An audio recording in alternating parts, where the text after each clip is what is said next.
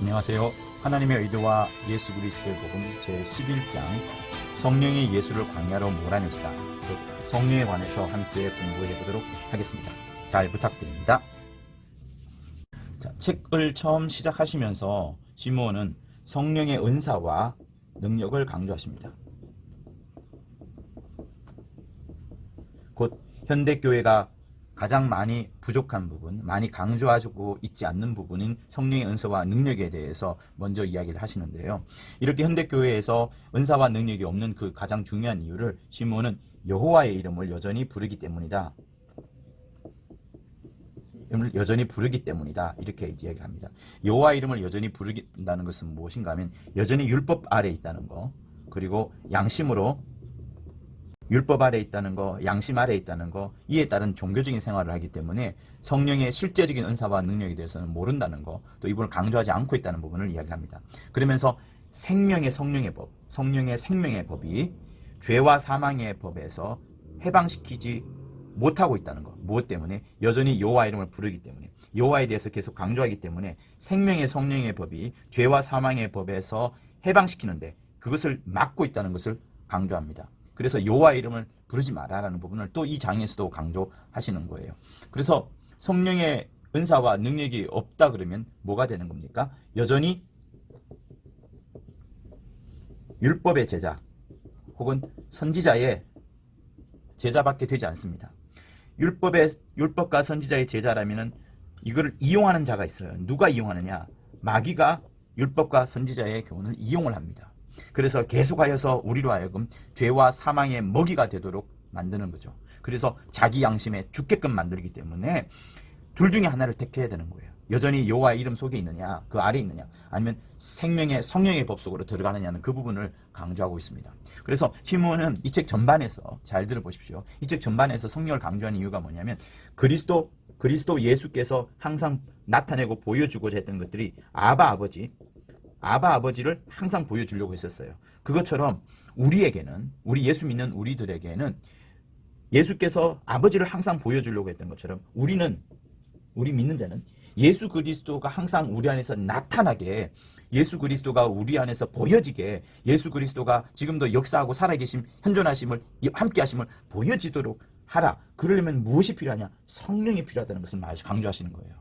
그래서 이 책에 가장 강조하고자 하는 부분은 우리에게서도 마찬가지로 예수 그리스도가 나타나기 하기 위해서는 성령이 함께 하셔야 되는 부분을 계속 강조를 합니다. 그래서 이 책 전반에 흘러가는 그 흐름들이 이것이라는 점을 다시 한번 기억해 주시기를 바라고요. 두 번째를 보도록 합니다.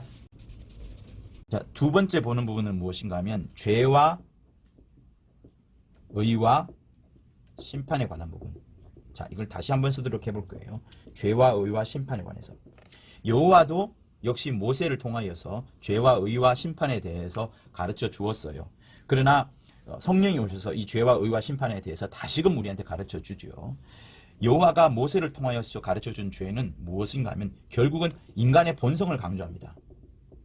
본성을 강조하다 보니까 죄를 더욱 중한 죄가 더 중한 죄로, 더 무거운 죄로 드러나게끔만 만들어주는 거예요. 그래서 결국 어떻게 됩니까? 히브리서 2장 15절에 있는 것처럼 죽기를 무서워함으로 일생의 종로로 타는 모든 자들, 이런 것처럼 우리로 하여금 더 많은 무서움과 일생을 더 죽음 가운데로 이끌어가는 것이 이 죄에 대한 설명인 겁니다. 그러면 이제 의에 대해서 가르칠 때는 어떻게 되느냐?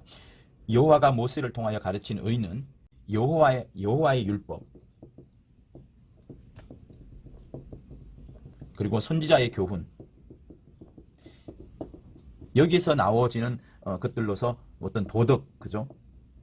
도덕, 품행에 대한 거, 그 다음에 양심에 대한 거, 이런 것들을 계속 가르칠 수밖에 없습니다. 이런 것들이 의라고 하죠. 그래서 그들이 하는 행동이 뭐예요? 지혜를 구하기도 하고, 철학을 얻기도 하고, 또 뭐 고행을 하기도 하고, 많은 수고도 합니다. 그러나 결국 뭐예요? 예수께서 오셔서 가르쳐 주신 바가 뭡니까? 의에 대해서는 내가 아버지께로 가니 이 땅에는 의인이 없다는 부분을 말씀을 하셨어요. 그러니까 죄와 의에 대해서 이렇게 가르치지만 결국에 이들이 수고하는 것은 심판으로 갈 수밖에 없습니다. 이들 중에 어느 누가 백보자 심판에서 자유로운 자가 누가 있겠습니까? 다 이쪽으로 들어갈 겁니다. 그리고 이스라엘 사람들이 심판이라 생각하면 항상 재앙을 생각했거든요. 자기들이 죄가 있음으로 해서 국가에 재앙이 오고 마을에 재앙이 오고 자기 부족들에게 재앙이 온다라고 생각했었고, 이런 것들이 그들에게는 큰 협박과 두려움이 되었습니다. 예수를 믿지 않았던 우리들도 죄와 의와 심판에 대한 이런 부분들이 조금씩 다 한 번씩은 경험해 보았던 부분들이긴 합니다. 이제 성령이 오셔서 죄와 의와 심판에 대해서 다시 가르쳐 줍니다. 계속해서 우리를 책망하면서까지 가르쳐 주는데, 죄에 대해서는 예수를 믿지 않는 그것이 죄라고 합니다. 그러니까 사람들이 죄를 짓지 않으려고 계속 해보았지만 여전히 더 큰 죄에 빠지게 되고 더 중한 죄를 짓게 되고, 그래서 일생을 죽기를 무서워하는 종로를 타는 자밖에 되지 않습니다. 그러나 믿게 되면 어떻게 돼요? 예수를 믿음으로 말미암아서 우리의 육체와 영혼이 영생을 얻게 됩니다. 죄 앞에서 우리는 믿음을 가짐으로써 육체와 영혼이 영생을 얻게 되는 이런 놀라운 일을 하게 되는 겁니다. 무엇이? 성령이 우리에 대해서 죄에 가르칠 때, 또 성령이 의에 대해서 우리에 가르칠 때는 어떻게 돼요? 이 땅에는 아무런 의가 없지 않습니까? 오직 예수만이 그 의를 보여주셨는데, 예수께서도 자기 의를 보여준 것이 아니라 하나님의 의, 곧 자기 뜻을 펼치신 것이 아니라 하나님의 의를 뜻으로 담아가지고, 하나님의 의를 뜻으로 담아가지고 이 땅에 오셨고, 또 이 하나님의 의를 뜻으로 담아서 보여주셨고, 하나님의 의를 뜻으로 담아서 말씀을 하신 거예요. 그러니까 예수께서도 자기 자신만이 의인이지만 그 역시도 아버지를 계속해서 보여주면서 정말 하나님만 의라는 것을 계속해서 보여주셨습니다. 자, 심판에 관해서는 성령이 어떻게 가르치셨어요? 심판에 관해서는 사람이 아니다.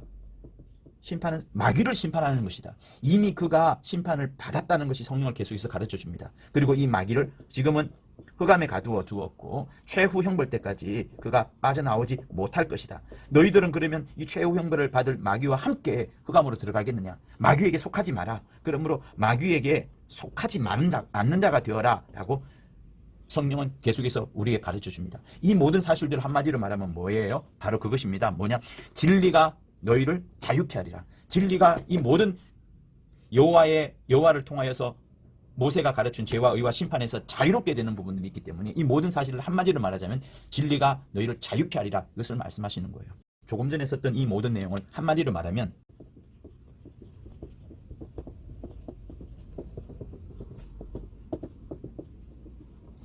진리가 너희를 자유케 하리라 되어가는 겁니다. 진리가 무엇인가에 대해서는 또 공부하도록 합니다. 그러나 죄와 의와 심판에 관해서 진리의 영이 오셔서 온전하게 가르치면 우리가 자유케 된다는 말씀을 하시는 겁니다.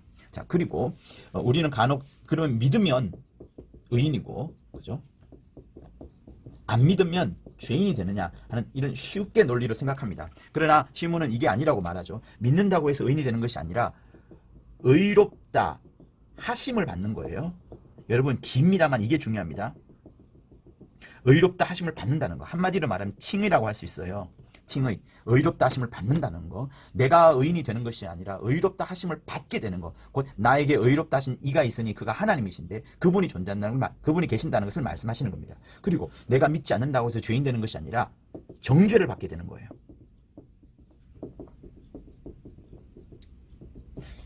요렇게 보는 것이 가장 정확합니다. 자, 이렇게 해서 또 넘어가기로 하고요.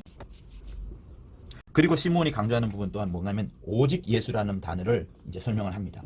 오직 예수라는 단어는 나쁘진 않아요. 예수에게 길과 진리와 생명이 있다는 부분을 강조하기 때문에 이분에게 집중하고 이분에게 믿음을 가질 것을 말씀을 합니다. 그러나 시몬이 오직 예수에서 이 부분을 조금 경계하는 부분은 무엇인가 하면 여기에 이 설명만으로는 정확치 않다는 것. 곧 무엇이 빠져 있느냐?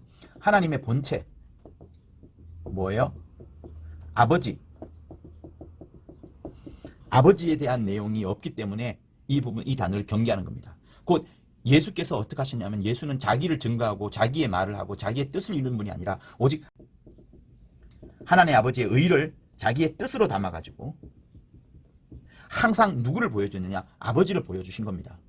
예수를 바라보지만 우리는 예수를 보여주는 것이 아니라 하나님 아버지를 예수를 통해서 보는 거예요. 그래서 예수를 바라보면서 하나님 아버지가 보이는 것이고 아버지를 찾으려면 예수를 통과하지 않고서는 전혀 되지 않습니다. 그래서 요한복음 14장에서 내가 길이요 진리요 생명이니 나로 말미암지 않고는 아버지께로 올 자가 없느니라, 이렇게 말씀하시는 겁니다.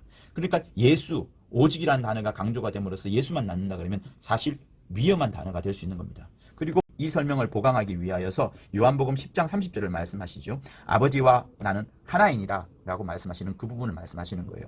자, 이 말씀이 나오게 된 배경이 무엇인가 하면 예수께서 이런 말씀을 합니다. 양은 내 음성을 들으며 나는 저희를 알고 저희는 나를 따르니라. 내가 저희에게 영생을 줄 터이니 영원히 멸망치 아니하니라. 저희를 내 손에서 빼앗을 자가 없느니라. 저희를 내게 주신 아버지는 만유보다 크심에, 아버지가 만유보다 크시다는 걸 강조합니다. 저희를 내게 주신, 양을 내게 주신 아버지는 만유보다 크심에 아무도 아버지의 손에서 빼앗을 수 없느니라. 자, 조금 전 구절에서는 내 손이 나오고요. 또 요 바로 다음 구절에서는 아버지의 손이 나옵니다. 아버지 손에서 빼앗을 수 없느니라.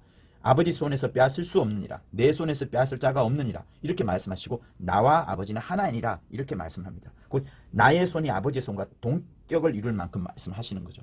이처럼 예수는 항상 오직 예수만을 보여준 것이 아니고 아버지를 보여주려는 모든 노력과 모든 말씀을 하신 거예요. 그래서 조금 전에 진리가 무엇이냐 우리가 질문을 던졌죠. 진리란 무엇입니까?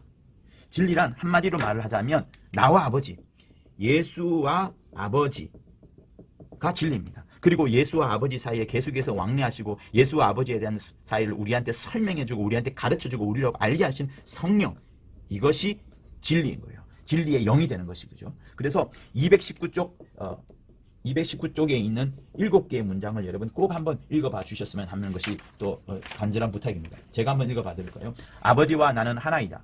내가 하는 일은 내가 아니요 내 아버지께서 내 안에 계셔서 자기의 일을 하시는 것이다. 내 말은 내가 자의로 하는 말이 아니요 아버지께서 내 안에서 내가 말할 것과 이룰 것을 친히 명하시는 것이다. 내가 내 영광을 구하지 않고 오직 아버지의 영광을 구한다.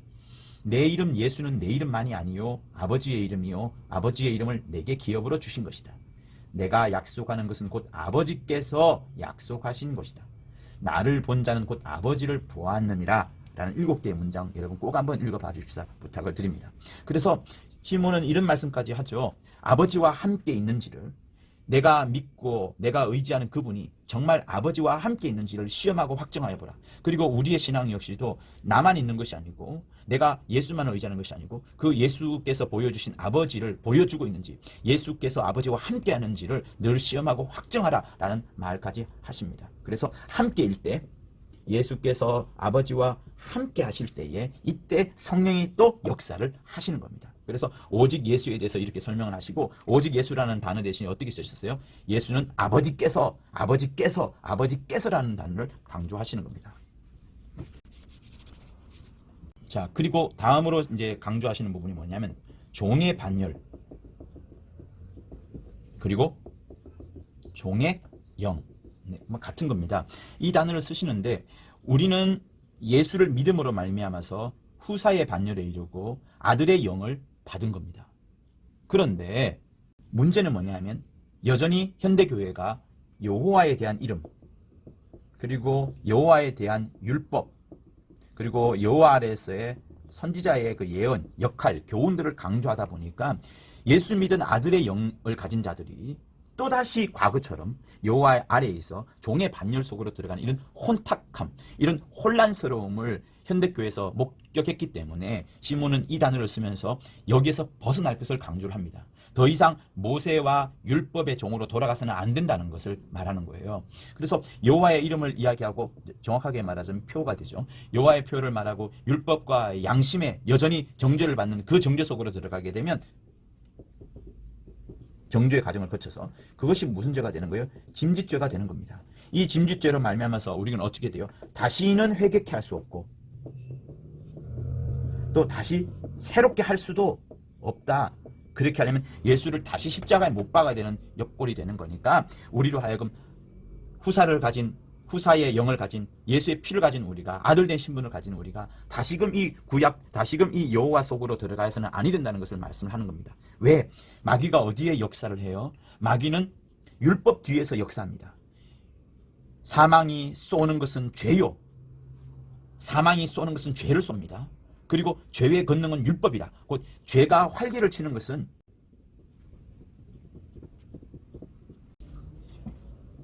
이 율법 아래에서 마귀가 모든 역사를 하는 거예요.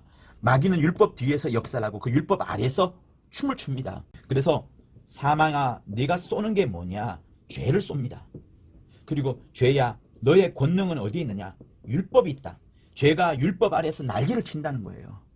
그래서 율법을 없애신 장소가 어딥니까? 십자가. 예수께서 십자가에서 율법을 없애버렸기 때문에 우리는 모든 자유 속에 들어가는 겁니다. 그래서 이 내용이 고린도전서 15장 이제 56절에 있죠. 사망아 내가 쏘는 것은 죄, 그리고 죄야 너의 권능은 율법 아래 있다. 율법이 지금 여호와가 준 율법 아래에서 날개를 치고 있기 때문에 마귀가 여전히 율법 뒤에서 역사하고 있기 때문에 이 속으로 들어가면 안 된다는 거. 우리는 혼탁스러운 종의 영, 혼탁스러운 혼란스러운 종의 반열 속으로 들어갈 것이 아니라 예수를 알므로 해서 아들의 영을 가진 그 자유함, 진리의 자유 속에 들어가야 된다는 것을 강조합니다. 자, 이렇게 보고요. 그 다음 강조할 부분이 이 음부라는 대문을 부수기라고 한번 써볼게요. 여러분, 우리가 예수를 믿음으로 말미암아서 나중에 부활을 하게 됩니다. 이 부활이 무엇을 말씀하신 거예요? 죽음의 권세, 죽음의 권세를 깨뜨리는 겁니다. 근데 이렇게만 생각할 것이 아니고 우리는 이스라엘 백성들이 출애굽할 때에, 그죠? 홍해를 건넙니다. 큰 바다를 통과하는 거예요. 우리의 부활이라는 것은 무엇인가 하면 우리가 이 음부 속에, 이 세상 속에 있다가 하나님의 본체 안으로 옮기는 겁니다. 이렇게 큰 하늘이 있고 음부가 요만한 점이 있는데 우리가 이 속에서 이 속으로 통과하는 과정이 있는 거예요. 이 거대한 여정을, 이 멋진 여정을 우리가 이루어가는 겁니다. 그것은 무엇이라 말하느냐 하면 음부의 대문을 부숴버린다는 것을 말씀하시는 거예요. 음부의 대문을 부숴버리는 것. 그래서 골로새서 1장 13절에 흑암의 권세에서 벗어나서 사랑의 아들의 나라로 옮겼느니라 라는 말씀을 하는 겁니다. 그래서 우리 금천 성도 식구 여러분, 우리는 음부의 대문을 부숴야 되는 거예요. 내가 죽음에서 부활했을 뿐만 아니라, 부활할 뿐만 아니라 이 음부의 세계를 벗어나서, 우주의 세계를 벗어나서 사랑의 아들의 나라, 곧 하나님의 나라, 하나님의 본체 그 안으로 옮기는 멋진 부수는 작업을 우린 장차하게 될 겁니다. 그래서 이 놀라운 단어를 생각하시면서 우리는 신앙생활을 더 충만하게 해야 될 것이라 생각을 해봅니다. 자, 마지막으로 성령이 하시는 일들 이제 하고서 이제 마치도록 해봅니다. 성령의 하시는 일들 여러 가지를 이제 설명을 하고 계셨어요. 첫 번째는 성령은 늘 예수와 함께 합니다. 예수께서 무엇을 하시는데요? 항상 그는 아버지를 보여주게 합니다. 아버지를 보여주고 아버지에 대한 말을 하고 아버지를 나타내고, 그래서 예수를 본 자는 아버지를 본 것과 똑같습니다. 그리고 아버지를 보려면 예수를 통과하지 않고서는, 예수를 겪지 않고서는 절대로 아버지를 만나볼 수도 없고요. 그래서 예수와 함께한 일을 성령이 하셨다는 점. 그리고 성령은 여호와의 이름, 여호와의 표호, 여호와와 관련된 모든 것을 지우는 작업을 합니다. 일을 하셔요. 그리고 율법을 완성시킵니다. 생명의 성령의 법이, 생명의 성령의 법이 죄와 사망의 먹이가 되지 않도록 죄와 사망의 법에서 우리를 해방시켜 주는 겁니다. 그래서 율법을 완성시키는 거예요. 그리고 우리로 하여금 믿고 순종하게 만듭니다. 그리고 다섯 번째, 성령의 감시가 있어요. 성령의 감시는 무엇이냐? 성령은 우리가 성령 이외에 다른 어떤 힘, 다른 어떤 에너지, 다른 감동을 받는 것을 굉장히 감시합니다. 왜? 우리가 다른 영과 혼탁되지 않게 하기 위해서. 특별히 성령이 하는 가장 큰 감시는 여호와, 곧 여호와로 인한 종의 영에 혼탁되지 않도록 우리를 감시합니다. 여호와로 인하여서 종의 영에 혼탁되게 되면 그는 짐짓죄를 범하는 자가 되고, 그러면 예수가 다시 십자가에 달리셔야 되는 거예요. 그래서 시몬의 이 책에는 성령이 감시하기를 예수께서 십자가에 다시 달리지 않도록 성령이 감시한다라는 문장이 나오는 겁니다. 이게 이제 성령의 감시를 말하는 거예요. 그리고 또 성령은 무슨 일을 합니까? 인치시고요. 우리를 인치시고 또 하나님의 거룩한 일로서 우리를 옮겨주시는 겁니다. 성령의 법에 순종하는 사람을 어떻게 만들어요? 성령의 법에 순종하는 사람을 은혜와 진리를 아는 자로서 인쳐주시고, 성령은 믿는 자, 곧 성령의 법에 순종하는 자를 은혜와 진리를 아는 자로 인쳐주시고요. 또 다른 것도 인쳐줍니다. 무엇을 인쳐주느냐? 반대로 성령의 법에 순종하지 않는 자는 어떻게 되는 거예요? 여호와 아래에 있기 때문에 종의 반열, 아까 여기 썼던 것처럼 종의 영으로 또한 인쳐버립니다. 종의 영으로 인치게 되면 어떻게 돼요? 그는 심판을 받아야 돼요. 어쩔 수가 없습니다. 그래서 이 일을 성령이 하고 있습니다. 그리고 7번째, 전도.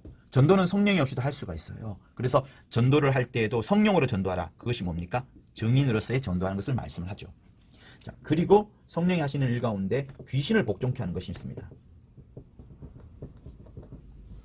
요거 설명할 때 이제 시몬이 이렇게 하죠. 사람들한테 물건을 살 때 내가 이게 훔친 돈인지 또 사기를 쳐서 얻은 돈인지를 물어보지 않습니다. 그저 돈만 보면은 무조건 물건을 내주죠. 마찬가지로 예수 이름을 갖고 귀신을 쫓아낼 수 있습니다. 그 이름을 가진 자가 죄인인지 아닌지에 대해서 따져보지 않아요. 그 이름에 큰 권세가 있습니다. 그러나 그 이름을 전달하는 자가 성령으로 그 이름을 전달을 하고, 그러면 이중의 공격이 되는 거예요. 시몬은 이것은 이중 공격이라고 말합니다. 곧 예수라는 그 이름으로 공격을 하고 또 성령의 능력으로, 성령의 힘으로 또한 공격을 하기 때문에 이중 공격을 하여서 귀신을 복종케 하니까 성령이 하신 일은 막강하다라는 부분을 또한 설명을 하죠. 자, 9번째, 성령이 하시는 일은 민주주의가 아닙니다. 성령은 철저한 신분주의, 외골신앙, 외골신앙을 계속 추구하는 거예요. 하나님의 뜻대로 일하시는 거죠. 자, 또 있습니다. 뭐가 있을까요? 성령 해방. 이 책에서는 성령 해방을 역시 무엇이라 말하냐면 성령의 사람을 여호와 아래 두지 않도록, 여호와 율법, 여호와 이름, 여호와 표, 여호와 율법 안에 두지 않도록 하는 그것이 성령 해방이라고 설명을 합니다. 그리고 이제 다락방의 축복. 곧 예수께서 부활하시고 오신 다음에 부활하신 다음에 세 가지를 말씀하시죠. 평강이 있을지어다, 성령을 받아라, 네 죄든지 사함은 사할 것이다라는 이 다락방의 축복을 성령이 역사하신 일이라. 그리고 이때부터 예수가 계시지 않지만 다락방의 축복이 계속해서 모든 민족에 흘러가는 역사가 있게 되는 겁니다. 이게 이제 11번째이고요. 그리고 이제 또 한번 12번째 글을 한번 보도록 하면, 이제 하나님의 의의. 이제 첫 번째 의는 의로울 의자고요. 두 번째는 뜻의자입니다. 하나님의 의의를 나타내는 이것이 또한 진리라고 이제 시몬은 설명을 합니다. 요 의가 뭐예요? 아버지의.